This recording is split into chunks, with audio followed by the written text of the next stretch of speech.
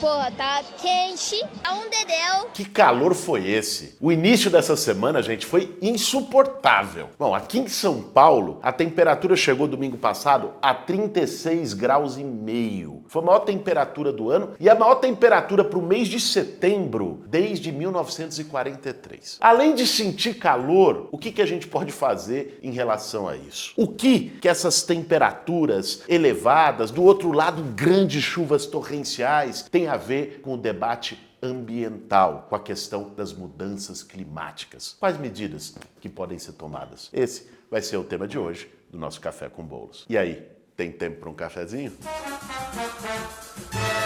Para fazer um bom café, meu bem. Aquecimento global. Sim, aquela coisa que a gente estudou na escola, que a gente vê na televisão, na internet toda hora, dizendo que o planeta ia esquentar. Pois é, pessoal, tá esquentando. E a gente começou a sentir isso literalmente na pele. As emissões de gases de efeito estufa, principalmente emissões de carbono por combustíveis fósseis, o descumprimento das metas mundiais, particularmente pelos países ricos, mas não só por eles, em relação à redução dessas emissões, a transição energética para energias limpas, todos esses problemas estão cobrando o seu preço. Cada vez mais, falar de meio ambiente é falar do nosso futuro. Mas mais do que isso, começou também a se falar do nosso presente. Porque o agravamento das mudanças climáticas está se expressando em eventos cada vez mais frequentes nos dois extremos. Seja de calor extremo, como esse que a gente sentiu essa semana, temperaturas recordes em décadas.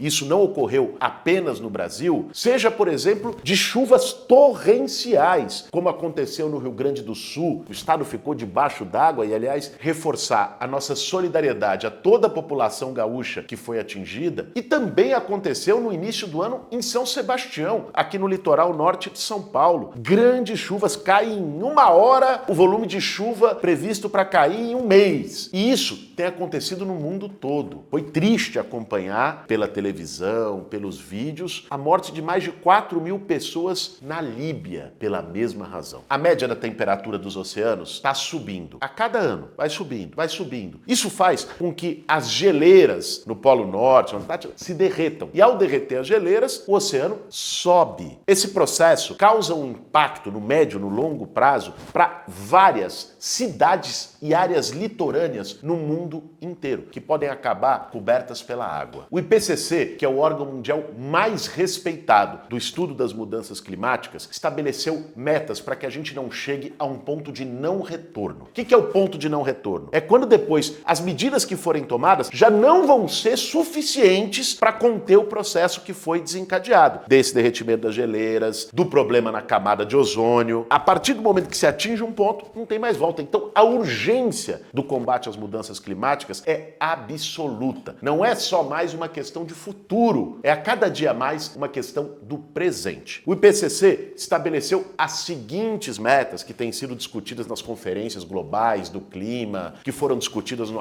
dos acordos de Paris, que é até 2035 reduzir 60% das emissões de carbono e gases de efeito estufa na atmosfera. E até 2050 zerar integralmente essas emissões. Isso significa uma atuação decidida para a transição energética. Boa parte do mundo ainda tem na queima de carvão a principal forma para poder gerar energia elétrica, ou no petróleo. Esse debate já está acontecendo. E felizmente o Brasil, que até o ano passado era refratário, era um pária internacional nessa discussão, com a expansão da fronteira agrícola na Amazônia, com mineração em terra indígena, com um governo negacionista em relação ao aquecimento global, agora está retomando um papel protagonista. O Brasil tem a oportunidade de estar na vanguarda das iniciativas de combate às mudanças climáticas. Até porque boa parte da nossa matriz energética já é limpa, de energias renováveis. A gente pode aprofundar isso com o desenvolvimento maior da energia solar e eólica, com os biocombustíveis e com o próprio etanol, que faz com que a poluição das cidades brasileiras seja menor do que a média das metrópoles mundiais, que têm seus automóveis quase que 100% 100% movidos a gasolina ou a diesel.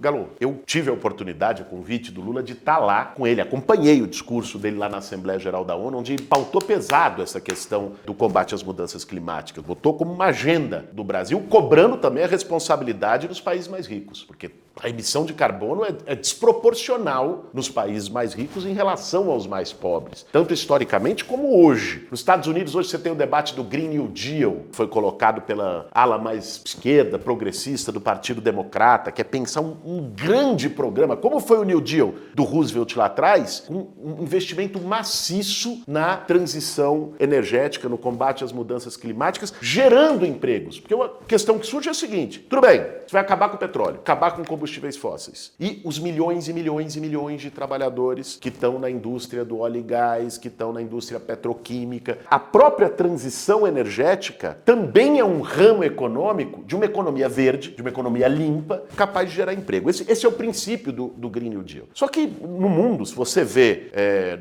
nas COPs e tal, isso ficou muitas vezes como declaração de intenção. Esse senso de urgência começa a ganhar mais força. Eu fui lá também, aproveitei que estive lá, vi o discurso do Lula, muito impactante, e fui conhecer experiências lá. Estive com a secretária de Mudanças Climáticas e Meio Ambiente lá da Prefeitura de Boston, que tem um trabalho incrível, porque a questão também é urbana. Às vezes a gente fala meio ambiente, mudança climática, o que a gente pensa? Amazônia, petróleo. Nós temos que pensar também em eletromobilidade, em ônibus elétricos nas grandes cidades, estímulo a carros elétricos para reduzir as emissões de carbono dos automóveis. Nós temos que pensar também em tratamento de resíduos sólidos, abandonar o lixão, aterro sanitário e fazer a coleta seletiva na origem, separando o rejeito, o reciclável, o que é orgânico para ir para a compostagem. Nós temos que pensar na drenagem, em retomar a política de parques lineares e aumentar a permeabilidade. O que é o problema das enchentes na cidade? São Paulo é um exemplo, mas não só. O problema das enchentes é que as áreas da cidade são impermeáveis. São Paulo tem 60% do seu território impermeável. Hoje existem tecnologias, por exemplo, de calçada, de rua, que são permeáveis, blocos de encaixe e tantas outras. Você tem que pensar nas margens dos rios e córregos de desenvolver os parques lineares. Você tem que acabar com as áreas de risco. Isso passa por uma política de moradia. Todo esse debate, você vê como é integrado. Existe uma certa ideia superficial de que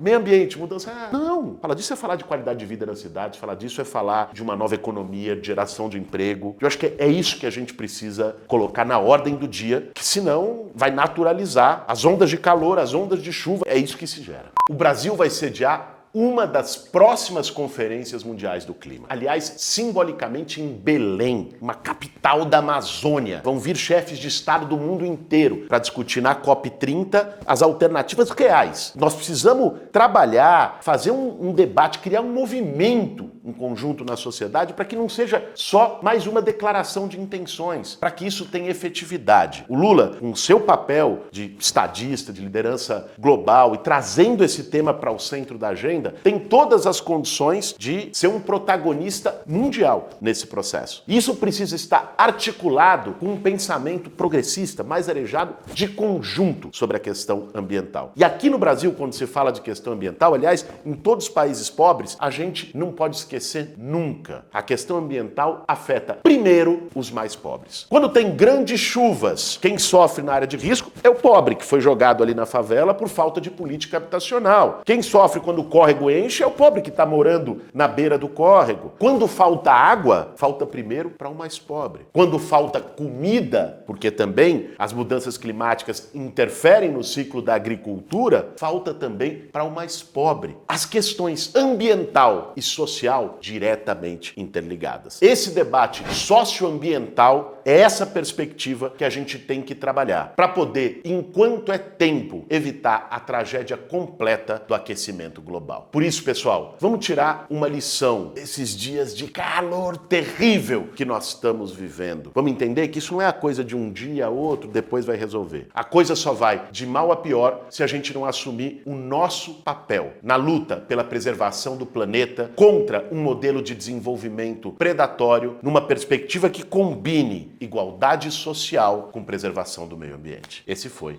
mais um Café com Bolos. Para fazer um bom café, meu bem.